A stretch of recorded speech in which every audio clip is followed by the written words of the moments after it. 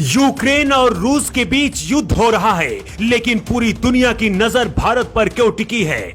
Ukraine ने भारत से क्या कहा? क्या भारत इस बार अपने दोस्त रूस के खिलाफ जंग लड़ने जा रहा है? पूरी दुनिया के सामने तीसरे विश्व युद्ध का खतरा मंडरा रहा है, लेकिन अब पूरी दुनिया की नजरें मोदी पर टिकी हुई है कि आखिर भारत के टैंक किस तरफ से लड़ेंगे।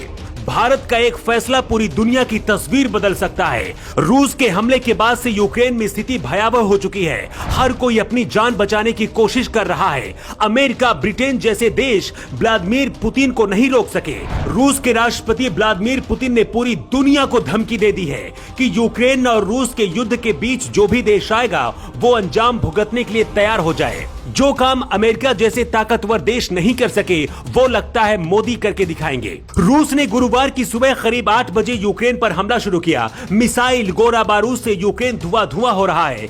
3 तरफ से यूक्रेन में हमला हो रहा है। कई लोगों की अब तक मौत हो चुकी है। लोग अपनी जान बचाने की कोशिश कर रहे हैं और पूरी दुनिया लगता है सिर्फ तमाशा देख रही है। ऐसे में यूक्रेन को सिर्फ भारत से उम्मीद बची है। यूक्रेन को लगता है कि अब सिर्फ भारत ही उसे रूस से बचा सकता है। यूक्रेन ने भारत से मदद मांगी है और कहा है कि भारत के प्रधानमंत्री नरेंद्र मोदी रूस के राष्ट्रपति से बात करें। मोदी का दुनिया भर में रसूख है, उसकी वजह से व्लादिमीर पुतिन मोदी की बात जरूर सुनेंगे। यूक्रेन को लगता है कि अब भारत ही उसे बचा सकता है, लेकिन भारत के सामने सबसे बड़ी चुनौती खुद रूस है।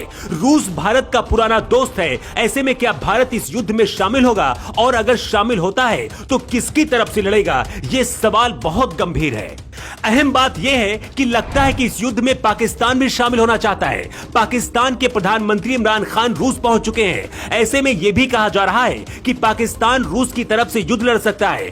इधर चीन भी रूस का समर्थन करता दिख रहा है। यूक्रेन दावा कर रहा है कि उसने रूस के कई फाइटर जेट्स मार गिराए हैं।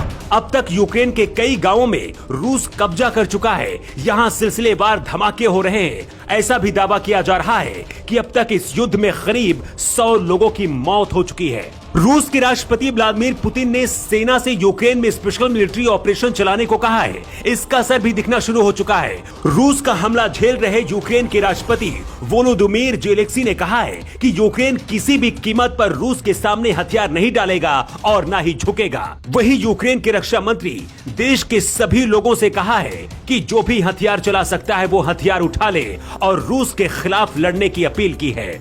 माना जा रहा है कि भारत के खुलकर सामने आने के साथ ही तीसरे विश्व युद्ध की शुरुआत हो सकती है, क्योंकि अगर भारत यूक्रेन की तरफ से लड़ता है तो पाकिस्तान और चीन रूस की तरफ से लड़ सकते हैं। अगर ऐसा होता है तो स्थिति भयावह होने वाली है। नाटो देश और अमेरिका कई तरह के प्रतिबंध लगा रहे हैं, लेकिन रूस को इससे कोई फर्क पड़ता दिख नहीं रहा है।